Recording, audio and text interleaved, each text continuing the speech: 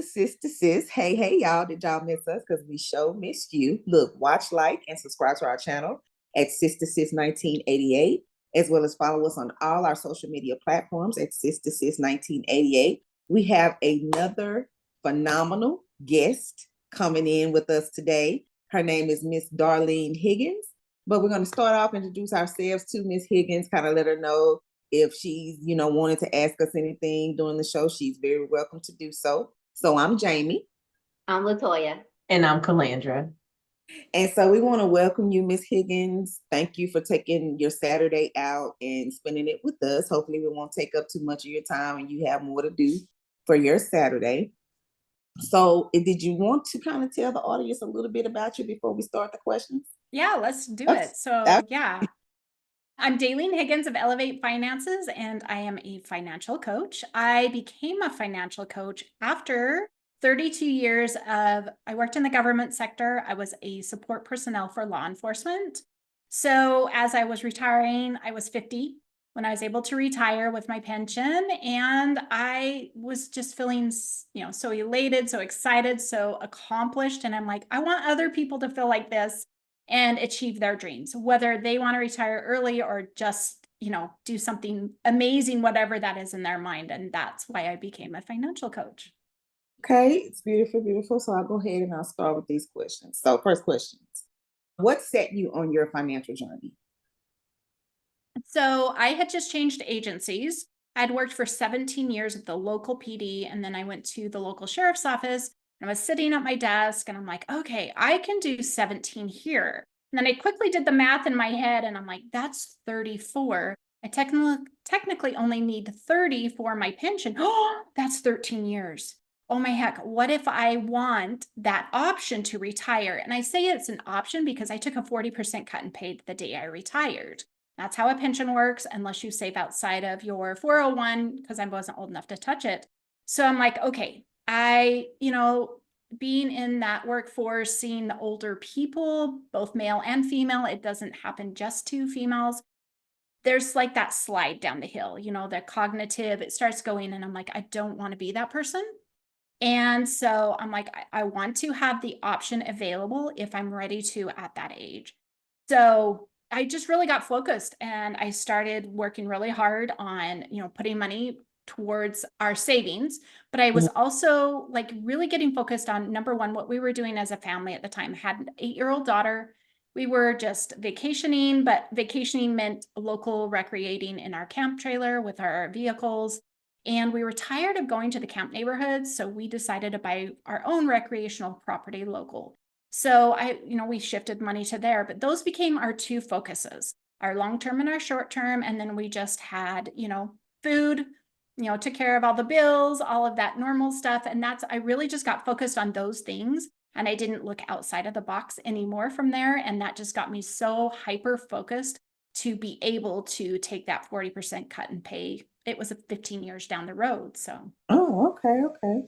Makes sense.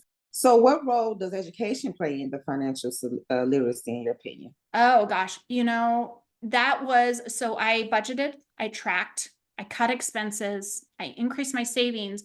But the key to all of that was learning about every facet of financial literacy. So insurance, what did I need to know? What did I need to learn better to be able to explore different, pricing to save me, to protect me? So I would always pick a subject and I would spend 3, 4, 5 months learning all I could about it. And then taking from that what I wanted to apply and applied it to my life as I went to another subject. So that's how I taught myself, not only just the budgeting and the tracking and that, but insurance and then investments, what that meant, like future down the road, taxes, how to better prepare for taxes, all the different savings accounts. So outside of investing, and just really, taught myself. And a lot of it was through the roles of what others were doing, seeing what they were doing and sharing. At that time, it was blogs. They were huge. Podcasts wasn't really on the scene yet. But that's where they were sharing. Here's what I'm doing. Here's what's working for me. And here's what I've learned. And so I just kind of continued that repetition of picking a topic, diving into it, learning all I could, and then choosing another topic. So it played a huge, huge role in my journey. Okay, that's great. That's great. And that would be challenging. So good for you to keep, sometimes it's hard to keep things up and going. So good for you. So explain the concept of mindful spending and its impact on overall financial well-being. Okay, so mindful spending, also, if you do mindful budgeting, they can work on both sides of it, right? As you're budgeting your money, you can be very mindful about all the things you're doing. And then when you actually are spending, bringing that mindfulness to you. And what I mean by is like you've already allotted your mindful budget amount, but what if you're a little bit more mindful? Say you're at the grocery store and you're like, okay, here's this can of tomato soup, or here's this can of tomato soup, just as an example, and just being more mindful about every little. And it's not a nickel and dime thing, but if you just think about every expense in that way of being mindful, does this serve me? I always love to tell my clients, does it bring you joy? I like to Marie Kondo it. And if we're just spending money to spend money, but if you stop and be, reflective about it, think about it. Does it bring you joy? And if it brings you joy, it gets to stay. And if it doesn't bring you joy, it's time to get rid of that, move on. And so I think mindfulness is just being more aware and being in the moment instead of just going, oh, yeah, I need this. Oh, yeah, I need that. Okay. Well, that ends my questions. I'm going to pass the torch to Ms. Latoya. So, what is the most important money habit that you need? Savings. And it's easy to say, okay, you got to save. But if you think Mhm. about the concept of saving is what creates not only your reaching your goals, but it's also how you pay off debt. It's Mhm. also how you become charitable. It's also how that learning how to save, which just means kind of hoarding some money and then putting it off to a certain purpose is just key. So learning about savings and how to save, and then how that can be divvied up into different areas of your life, I think is very key to being successful with money.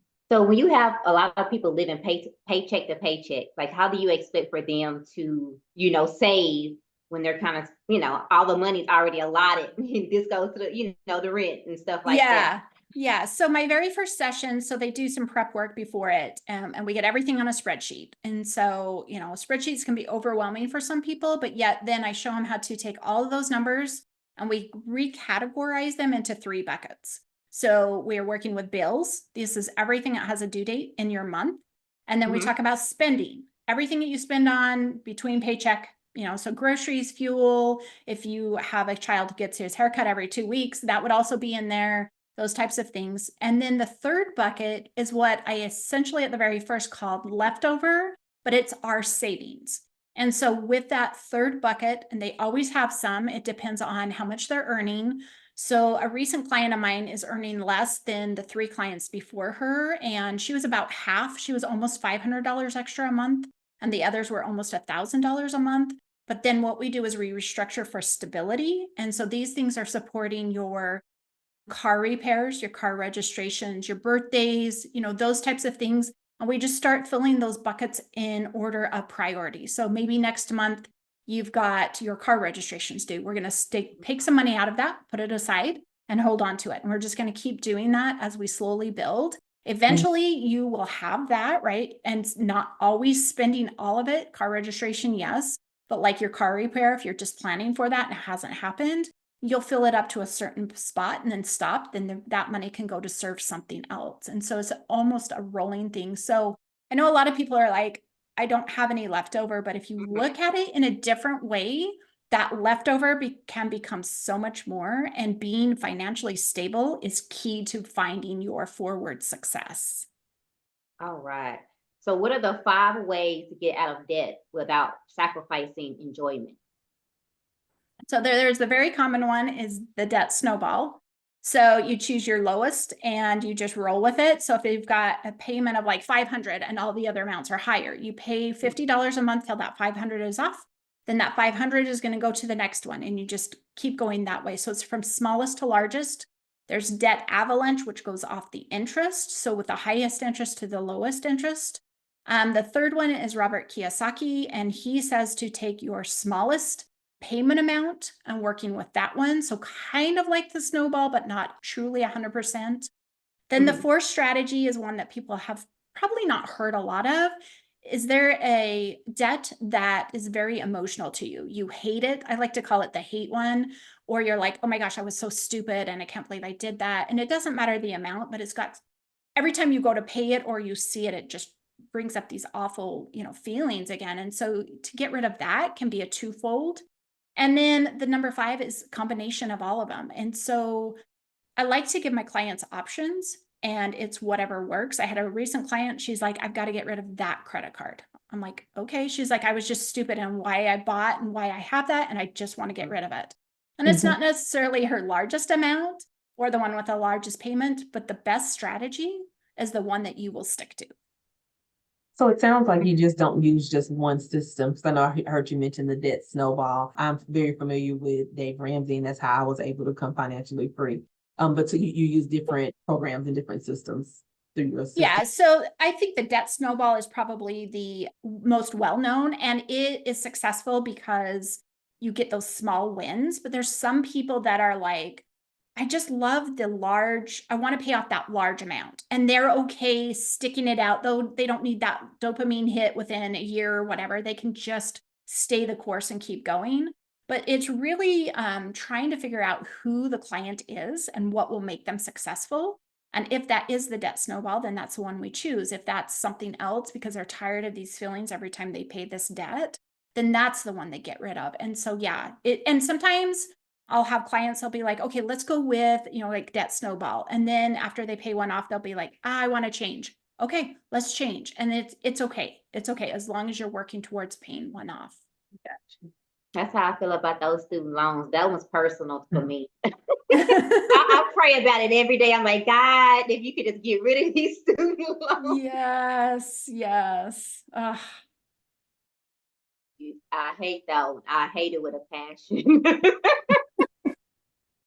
They are. I've had my own student loans as well, and mine weren't. I don't know. They weren't as bad to me, and I don't know why. And that's okay, right? Our feelings are different around money. And I had my nephew say to me, it's been several years ago. He goes, well, if I don't get it paid off in 10 years, then they'll just wipe the rest of it away. And I'm like, that's all mine took, And so it's like just something I just stayed the course with. So Okay. So Until next time. there is strength in sisterhood. And supported sisterhood. Bye. Bye.